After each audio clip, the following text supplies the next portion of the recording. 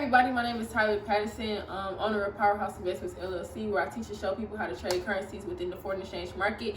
And today I am going to be showing you guys the risk management that I use for my team. Now I want to do a disclaimer.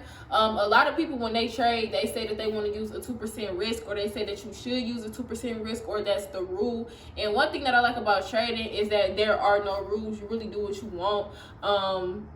I've never blown an account using this risk management that I'm about to show you guys. So you take it if you want to take it. You don't take it if you want to take it. I'm just exposing y'all to it. And what actually calculates your risk, this is one half of it. So I'm showing y'all the lot size. But the other half of it is actually the amount of pips that a specific trade goes for. So you can use the tiniest lot size and still be over leveraging if a specific trade goes 1,000 pips or 2,000 pips.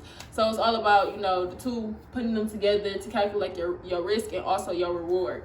So another thing that I want to say before I get into actually explaining like what all these numbers mean is that these are only for Forex pairs. So if you trade gold, if you trade silver, if you trade US 30, if you trade SPX 500, if you trade oil, if you trade Bitcoin, do not use this same risk management for all of those pairs. Those have a different set of risk management.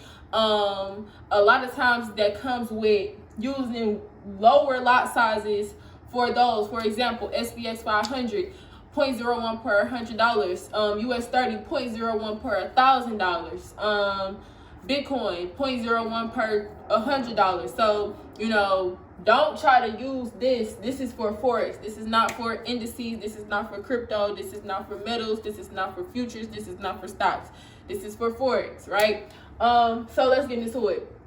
So 100 is the first one, and the reason that 100 is the first one is because I tell everybody to start their first account with $100. You can do more, you can do less, but I tell everybody to start with 100. That's like the perfect, you know, entry level amount of money to put into your account. Just get your feet wet, see where you want to go with everything. So I tell everybody to start that with 100. And the lot size that you will basically use is a 0.05. Now, this does not mean that every trade that you get in, you use a 0.05. You use actually a combination. So if you get in one trade and you use a 0.05, you get in no more trades until you close that trade.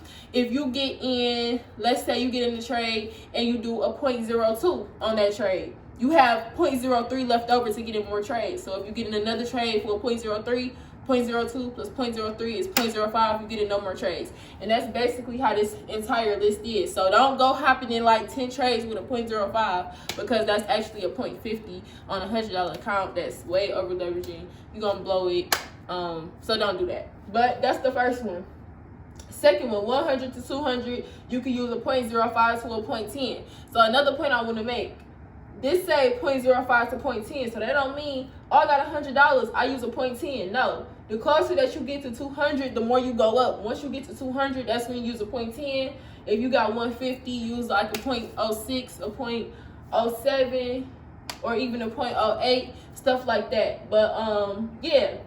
Second one, 200 to 500, use a 0.10 to a 0.25. 500 to 750, use a 0.25 to a 0.35. 750 to 1,000, use a 0.35 to a 0.50. 1,000 to 2,000, use a 0.50 to a standard. 2,000 to 5,000, a 1.0 to a 2.5, and 5,000 to 10,000, 2.5 to 5.0. Right? Everything is on the board, so I'm gonna just take a second so that y'all can see the board, because I know I kind of talk fast. So I'm gonna just give y'all like a little second. But yeah. So this is basically the risk management, like I said, that I show my team. I know people that use like on a $100 account, they would do like a 0.10. I don't like that one. I like lower, but not like all the way low, because we trying to make like some money here. We not millionaires. So, you know, you got to kind of work it in. You know, you got to kind of finagle, work it in, how you going to work it in. But at the end of the day, I never blew my account using like this, none of these risk managements. I only blew accounts when I over leveraged. It went crazy. So